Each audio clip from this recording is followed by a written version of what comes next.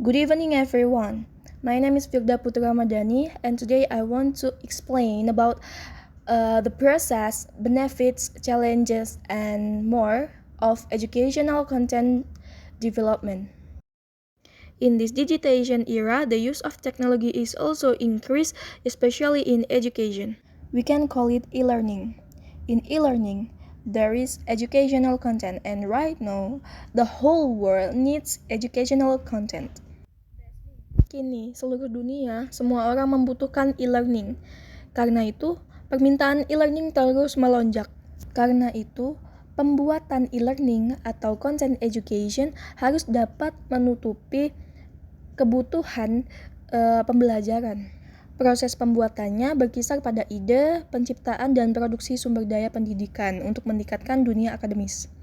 Konten-konten tersebut bisa berupa video, audio, teks, dan lainnya. But even though educational content or e-learning is popular, a lot of students still doesn't know how to know the process. So, I will explain the process of educational content development and its benefit, challenges, and another. Why is educational content developed? Okay, in fact, a lot of students prefer and choose the online learning because maybe it will easier for them. So, it is important for the institution to increase the ability of online learning. While educational content maintains relevancy for years, its creation can be highly complicated. Because of that, a lot of professionals develop the use of technology for education. Next, the process of educational content development. Laying a roadmap. So, in this process, we should make a plan. Kita harus bikin rencana apa aja yang kita bikin, apa aja yang akan kita buat, apa isi dari konten kita. Bisa dimulai dengan define the requirements, tentukan persyaratannya, establish the learner persona, membangun persona pembelajar, acquire the expert, dapatkan ahlinya, and set a deadline, tetapkan tenggat waktunya. Next, we have developing the content atau mengembangkan kontennya.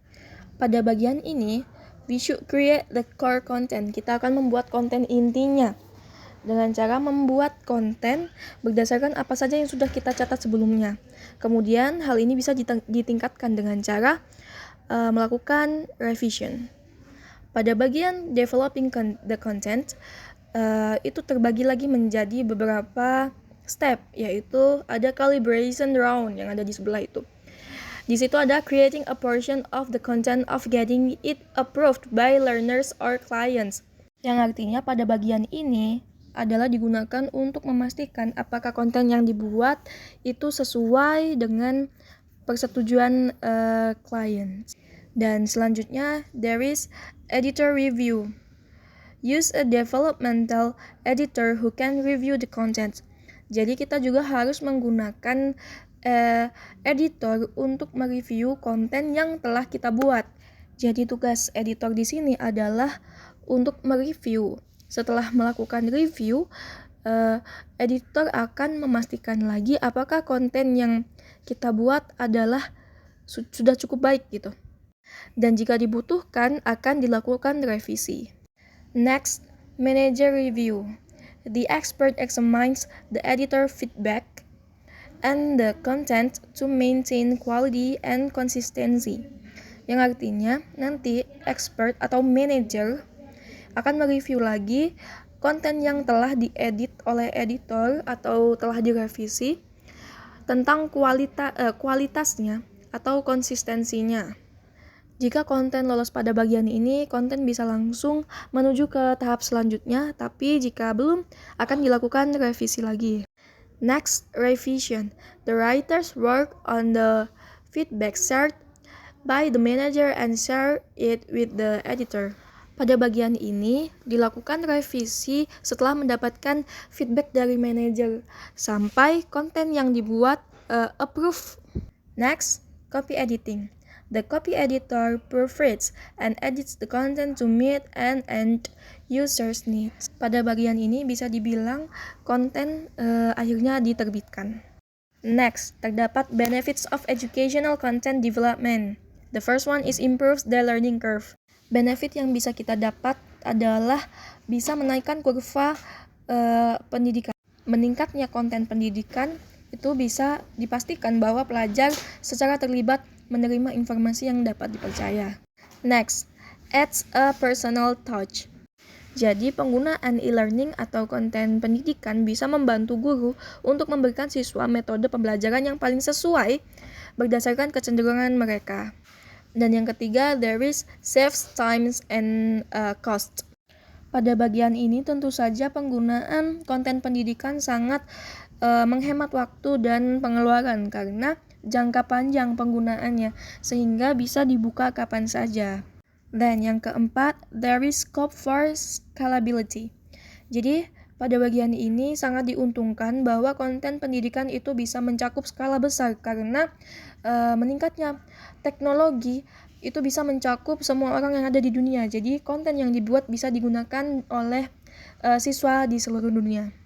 Dan yang kelima, there is use of multimedia. Pada bagian ini kita juga diuntungkan bahwa penggunaan multimedia pada konten pendidikan itu sangat relevan karena dengan adanya konten pendidikan secara tidak langsung siswa juga akan belajar mengenai multimedia sehingga pembelajaran yang dilakukan juga akan menghibur siswa. But there is also challenges in educational content development. The first one is learners challenges. Challenge yang pertama adalah menentukan kelompok sasaran merupakan tugas yang menantang dalam pendidikan karena bermacam-macam sifat murid, bermacam-macam cara siswa untuk belajar sehingga diperlukan konten yang bisa digunakan atau yang bisa menutupi kebutuhan siswa-siswa dalam belajar. And then next, regulation compliance. Pada bagian ini terdapat tantangan dalam memenuhi kepatuhan terhadap peraturan. Karena yang kita tahu bahwa akademik itu bersifat kaku atau itu cukup sulit untuk mendapatkan approve dari pakar mata pelajaran dan koordinator kursus. Dan yang terakhir, there is cultural challenges atau tantangan budaya. Kita tahu terdapat berbagai macam budaya yang ada di dunia ini sehingga pembuatan konten juga harus disesuaikan karena konten yang bisa saja konten pembelajaran yang ada di Asia itu berbeda jauh dengan yang ada di Amerika. Oleh karena itu, lembaga harus melakukan pengeditan yang diperlukan untuk menjaga konten tetap relevan di berbagai wilayah. The conclusion that we can take from our slides, we can take that educational content development plays a crucial role in modern society. Pengembangan konten pendidikan memainkan peran penting dalam masyarakat modern, mengingat meningkatnya peminat pengguna e-learning atau konten pendidikan. Dari situ pembuat konten atau penulis, guru atau lembaga akademis harus melakukan upaya besar untuk memastikan konten mereka tetap relevan dan tepat. Okay, that is my presentation. Thank you for the attention and see you.